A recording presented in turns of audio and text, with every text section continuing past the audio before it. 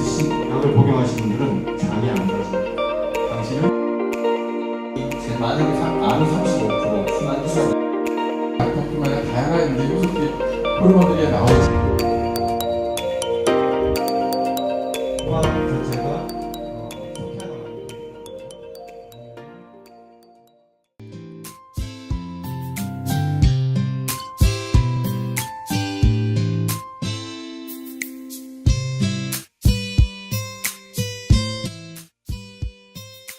오늘도 날씨가 좀 덥던데, 보자. 앞에 우리 박 원장님께서 열강을 하시는데 제가 늦어가지고 하나도 못 들었어요. 잘 들으셨어요? 재밌었어요? 네. 그러면 저는 이제 호르몬을 풀어보는 살 빠지는 이야기 들어갈까 하는데요. 아까 소개 말씀에도 살 빠지는 거 다, 오늘 또 여성분들이 또 많이 오셨네요. 살 빠질 준비 다 되셨습니까? 들어가 볼까요? 예. 자, 호르몬 얘기를 시작하려고 합니다. 먼저 이 호르몬이란 뭐냐면 저도 이제 좀 찾아봤어요. 옛날에 학교 다닐 때 말고 또 뭐 호르몬이겠지 하다가 그리스어 자극하다 호메인에서 이렇게 어원이 왔대요. 그래서 호르몬이라고 1905년도 어네스트 스탈링이라는 사람이 처음으로 이제 부르기 시작했습니다. 그래서 이제 이 호르몬이란 건 처음에 이 발견하고 이제 이 기원을 보면은 우리가 세포가 아니면 어떤 출발점에서 다음 출발점으로 어떤 새로운 소식이 있다고 전달해 주는 역할을 하는 거예요. 우리 왜 바이블을 굿뉴스 바이블이 있죠. 예. 새로운 소식, 어떤 내가 이런 흥분 상태다, 내가 이런 기쁨이 있어, 이런 걸 갖다가 다른 세포들한테 그 소식을 전해주는 거란 말이죠. 그래서 이제 호르몬이라는 것은 흥분한 세포에서 분비가 되어서 혈관이라는 통로를 통해서 다른 세포에 도착해서 그 세포에게 내가 느꼈던 흥분을 전달해 주는 게 바로 호르몬이다. 근데 이제 우리 몸에는 이런 그 새로운 소식을 전달해 주는 게 두 가지 시스템이 크게 있어요. 하나는 호르몬이고 하나는 신경입니다. 호르몬은 비유를 하자면 여기 제가 적어놓은 것처럼 신경은 이렇게 우리 다치고 나면 신경이 절단됐느니 이런 얘기를 하잖아요. 신경은 유선으로 돼 있어요. 유선으로 돼 있는데 호르몬은 혈관으로 아까 간다 그랬잖아요. 어떻게 보면은 마치 우리가 그 방송을 하면은 주파수를 잘 맞추면 들을 수 있고 못 맞추면은 못 듣는 거예요. 그래서 그 주파수가 수용체예요. 세포에 있는. 그 수용체가 있는 그 주파수를 맞추는 애들도 있고 없는 애도 있어서 마치 이제 공중파처럼 막 뿌려도 어떤 애들은 알아듣고 어떤 애들은 못 알아듣는 거예요. 그래서 신경계를 보면 이렇게 우리가 대뇌에서 발끝까지 그리고 이거 간 거예요? 안 나오는데? 갈까요? 약해요? 할 수 없죠. 예. 그래서 이제 우리가 이제 팔다리를 움직이고 감각을 느끼는 체성신경계가 있고요. 그리고 자율신경계가 있어요. 자율신경계는 의사들도 아직 잘 몰라요. 주로 이제 몸통에 있어가지고 우리 몸 안에 있는 내부 장기들을 조율하거든요. 자, 계속 넘어가 볼게요. 호르몬은 재료에 따라서 두 가지로 나눕니다. 하나는 아미노산, 단백질에서 유래해서 아미노산으로 된 게 있고 하나는 콜레스테롤로 된 게 있어요. 그래서 콜레스테롤 된 거는 주로 이렇게 콜티졸, 부신 호르몬 있죠? 콜티졸이나 대부분 이거 다 부신 호르몬이에요. 부신에서 나오는 거. 알도스테론, 그 다음에 여성 호르몬, 남성 호르몬 이렇게 있어요. 계속 넘어가 볼게요. 시간이 얼마 없어서. 그래서 호르몬은 분비가 되면은 이제 이렇게 종류가 A 호르몬, B 호르몬이 있는데 A 호르몬이 이제 아미노산 호르몬이 아미노산인 거. 이제 몸속 피를 타고 이제 가다가 이제 수용체가 있는 세포에 만나면 이렇게 들어오고. 그다음에 콜레스테롤은 또 콜레스테롤 된 호르몬도 이렇게 두 개가 좀 차이가 있어요. 세포에 전달하는 거는. 다음 넘어가겠습니다. 그래서 작용 기전을 보면은 아미노산으로 된 호르몬은 이렇게 세포 막에 있는 수용체를 통해 가지고 얘가 얘 맞네 하면 이렇게 전달을 하게 되어 있고 그리고 콜레스테롤 된 호르몬은 세포막은 그냥 들어가는 거예요. 그래서 핵으로 가서 수용체를 만나서 핵에서 복제가 돼서 자기가 받았던 신호를 흥분을 전달해 주게 됩니다. 근데 여기에 중요한 점이 있어요. 아미노산으로 된 호르몬 A는 아미노산으로 되어 있잖아요. 단백질에서 온단 말이에요. 그래서 우리가 충분하게 단백질을 섭취를 잘 못하면 이 호르몬이 잘 만들어질까요? 잘 안 만들어지겠죠. 그래서 소화 흡수 능력이 중요합니다. 호르몬 A가 작용하려면. 그 다음 두 번째, 호르몬 B. 이게 콜레스테롤로 됐댔잖아요. 근데 얘처럼 수용체 특별히 없이 일단 세포 안까지는 들어가. 그런데 어떻게 들어가냐는 거죠. 그래서 세포막 상태가 중요한 겁니다. 자, 이게 세포인데요. 이 가운데 동그란 게 저게 핵의 단면이고, 이제 제가 얘기하는 게 이게 세포막입니다. 자, 세포막은 이중막으로 되어 있거든요.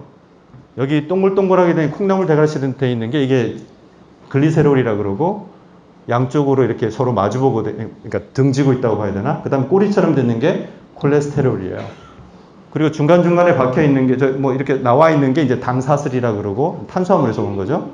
요런 거는 이제 아미노산, 이제 단백질이라고 보시면 됩니다. 저렇게 통로가 있는데, 세포막이 좋아야지 잘 들어간다는 거죠. 근데 이 세포막을 좋게 하는 게 우리가 유동성이라고 하거든요. 세포막의 유동성. 근데 이제 포화지방이나 이런 애들로만 꽉 차 있으면 삐집고 들어갈 데가 없어요. 그래서 우리가 흔히 건강에 좋다는 불포화지방산이 여기서 나오는 겁니다. 그래서 세포막의 유동성을 좋게 하려면 콜레스테롤로 된 호르몬이 잘 작용을 하려면 세포막이 좋아야 되잖아요. 그래서 이런 오메가3 지방산이나 이런 것들이 중요하게 되는 겁니다. 그래서 이제 호르몬 아까 말씀드렸다시피 이제 발견 연표를 보면은 1901년에 아드레날린 제일 처음 발견해요.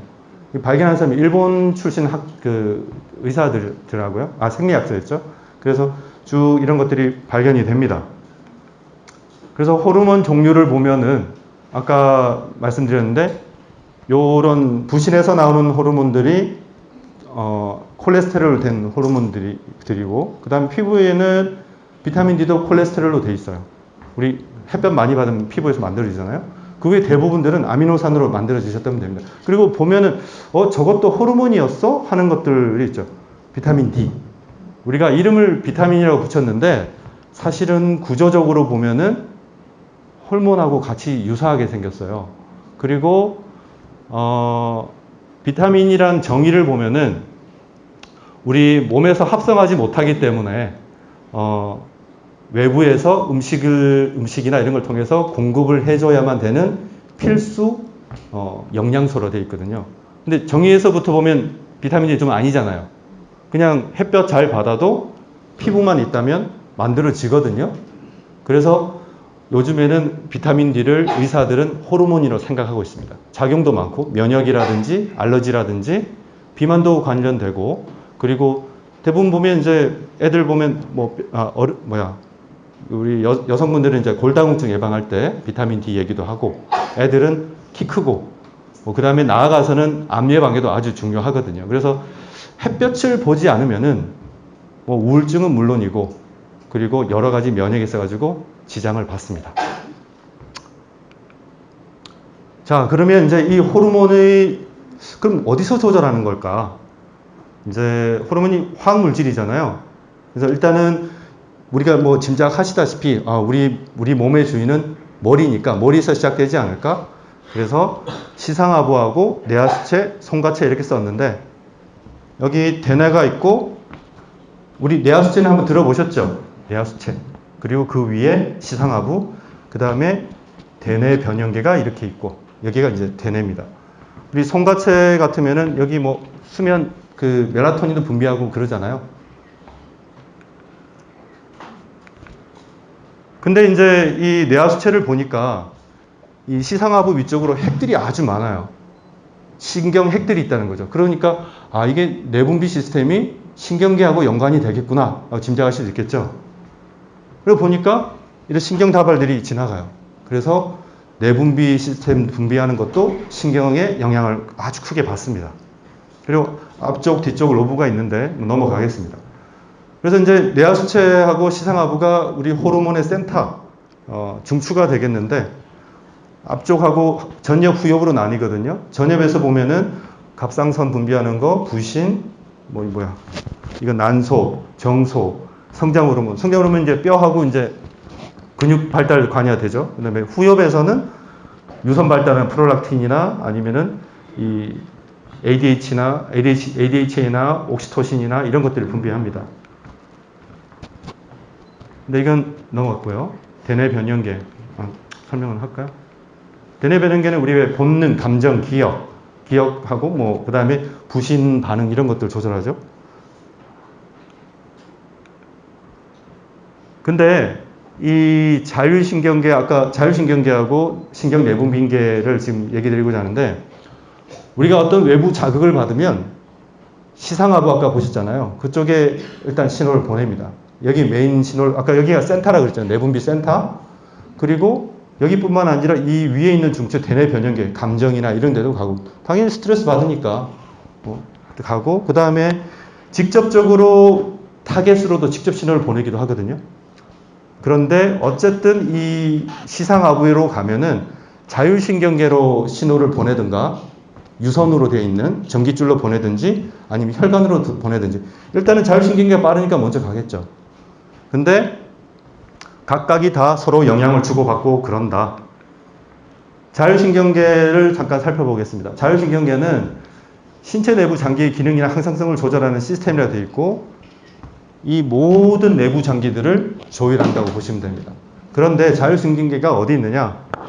우리가 보통 대뇌나 소뇌나 생각하시고 이 척추만 생각하시잖아요. 그래서 우리 디스크 하면 척추신경 눌려가지고 아프고 이렇게 되는데, 이 척추 앞에 자율신경계가 있습니다. 척추 앞에. 이렇게 희게 된 것들 있잖아요. 이런 게 자율신경계예요. 31쌍으로 일부 이제 교감과 부교감 얘기 들어보셨잖아요. 교감은 우리가 절체절명 위기 때 막 이렇게 혈압도 올리고 막 그런 거 하고, 부교감은 아이고 배부르다 하고 그럴 때 쉬거나, 그런 좀 꼭 그런 건 아닌데 서로 상보적으로 이렇게 그런 역할을 하죠. 근데 문제는 말입니다. 이 아까 자율신경계 절이거든요. 여기는 척추에서 나오는 척추신경이에요. 보통은 이 디스크가 이렇게 나오면은 얘 눌리죠. 그래가지고 아이고 허리야, 저린다, 뒤끝이 저린다 이런 얘기를 하십니다. 그런데 요놈하고 가만히 보니까 연결돼 있어요. 그래서 그러니까 척추가 안 좋은 줄 알았는데, 나는 허리가 아픈 줄 알았는데 소화가 안 되는 거예요. 목이 안 좋은 줄 알았는데 심장이 벌렁벌렁거린 거예요. 그래서 척추 건강이 자율신경계하고 연관이 된다. 근데 이 자율신경계가 뭐 한다? 우리 몸 생체 모든 중요한 거, 심장이나 폐나 이런 거하고 다 얘가 조절하잖아요. 물론 뇌가 저 위에 중추에 있어가지고 얘들 다 살펴보고 있습니다. 비유를 하자면 이런 얘기를 하는데, 대뇌가 대통령이라면은 자율신경계 각각에 있는 위치에 따라서는 장관 역할을 하는 거예요. 그러니까 대뇌가 대통령이 다 챙길 수가 없잖아요. 자율신경계가 챙기기도 하고, 어떤 것들은 명령을 받기도 하고, 보고도 하기도 하고, 그렇게 합니다. 이건 이제 혼우증후군이라고, 얼마 전에 저희 병원에 간호사분 남편이 왔는데 머리가 아프다고 온 거예요. 머리가 아프다고 왔는데 그냥 머리가 아프냐고 봤더니 이렇게 들여다보니까 동공 크기 차이가 나는 거예요. 그리고 한쪽 눈이 이렇게 내려와 있어. 그래서 이상하다. 그리고 열도 막 나요. 옛날 학교 다닐 때 호너 신드롬, 이게 로컬에 제 같은 사람이 보기엔 잘 쉽지는 않거든요. 근데 신경학적 증상이 나타나니까 이게 뭐지? 딴 게 중한 게 있나? 풍이 안 나? 근데 열이 나잖아요. 열나는 풍은 잘 없거든요. 그래서 이 얘기를 하고 싶은 거는, 목에 있는 경추에 문제가 있는데 자율신경계가 지배하는 동공 사이즈나 이 눈꺼풀이나 그 다음에 다른 기타 땀이 안 난다거나 이런 증상을 같이 갖는 거예요. 목이 안 좋은데. 그리고 이거는 이제 후각신경인데 우리 뇌에는 12개의 뇌신경이 있거든요. 그 중에 올팩토리 너브 이게 후각신경입니다. 다른 모든 뇌신경은 이 숨골을 경유해가지고 전달을 하게 돼 있어요. 근데 얘는 지가 바로 가, 뇌로 가기 때문에 왜 이런 거 보셨을 겁니다. 우리 왜 권투 막 하다가 기자를 뭐 정신 없잖아요. 그럼 코에 뭐 갖다 대는 거 보신 적 있어요? 암모니아 가득 정신 벌쩍 들잖아요. 그만큼 강력한 자극이라는 겁니다. 그래서 제가 이걸 왜 올렸냐면 그렇기도 하거니와 그리고 대뇌 변형계라든지 그 다음에 여기 시상하부로 신경이 직접 이렇게 연결이 된다는 거죠. 그래서 후각 아로마 있잖아요. 그래서 제가 아로마 치료의 중요성을 여기서 제가 한번 다시 발견을 했어요.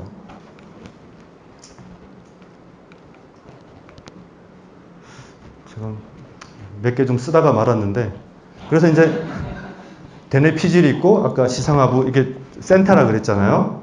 그리고 이제 이게 이렇게 화살표가 이제 자극이 오는 거예요. 그런데 제가 주목했던 거는 이 NTS라고 적혀 있는 겁니다. 이 뇌 간에 있는 신경핵인데 여기 보시면 미주신경이라고 이것도 뇌신경이긴 한데 내부 장기에서 신호가 오거든요. 그 다음에 얼굴에 안면신경에서도 이게 신호가 와요. 그리고 맛도 오고 여기 보니까 뭐 혈압이라든지 식중독이 있다든지 그 다음에 어지럽고 하면은 자극이 이리 오는 거예요. 그래가지고 어디 갔냐? 예, 얘가 걸러주고 조정을 해줘가지고 각각 연결을 해줘요. 시상하부도 가고. 그래서 내분비계를 조절하는데 장하고 장 상태, 그죠? 장이 뭐 식중독 있는 거, 그다음 맛 같은 거, 혈압이라든지 열받고 막 이러면 아 이게 내분비하고 연결이 되는구나. 그리고 이거 조금 더 내릴 수 있어요. 이거 그지 자꾸 잘리는데. 예, 안면신경은 칠변신경이라고 그러는데 우리 이렇게 웃거나 그 다음에 화를 나거나 하면 안면신경으로 이게 얼굴 표정을 만들거든요. 근데 이 말을 왜 제가 썼냐면 이 안면신경의 얘는 운동신경입니다. 일반적으로. 근데 이 핵이 여기 있네요. 근데 아까 제가 했던 어디 갔냐? NTS가 인접해 있어요. 그냥 옆집에 사는 게 아니거든요. 가만히 보면. 제가 학교 다닐 때는 해부학을 그냥 생으로 외웠어요. 뭐 외워질 리가 있나요? 저도 열심히 이렇게 바닥에 써놓고 막 이랬었는데, 연관이 돼 있다는 겁니다. 연관이. 뭐 확실하게 이게 있다고 하는데 추정을 하고는 있어요. 그러니까 사실은 우리가 기쁠 때 이렇게 행복한 표정을 짓잖아요. 그런데 행복해서 웃는 건 아니라고 제가 말씀드리는데 한 번씩 연습해서 자 이렇게 한번 웃어보실까 다들? 자 다시 이제 인상 써보세요. 그리고 다시 이렇게 해보시고 갑자기 그 1초 2초의 찰나에 뭔가 마음에서 불러일으키는 게 있을 겁니다. 예, 제가 그런 걸 깨달았어요. 아침에 출근을 하는데 그냥 무심코 이렇게 갔거든요. 뭐 오늘 뭐 날씨도 그렇고 뭐 그런데 그냥 무서웠어요. 왠지 몰라도 미친놈처럼. 이렇게 갑자기 변화가 생기더라고. 똑같은 하늘인데 좀 더 뭐 다른 것 같고 향기도 나는 것 같고 그랬더니 무슨 신에 계신지 몰라도 나비가 싹 날아가는 거예요. 뭐지 이거? 그래서 제 머릿속에 그래 나는 우리 병원을 어떤 병원으로 만들어야 되겠어. 사실 옛날에 그 똑같은 길을 왔다 갔다 하면서 작년인가 재작년쯤에는 이렇게 걸었어요. 이렇게. 그런데 어느 날부터 고개를 들고 이렇게 미친놈처럼 하면서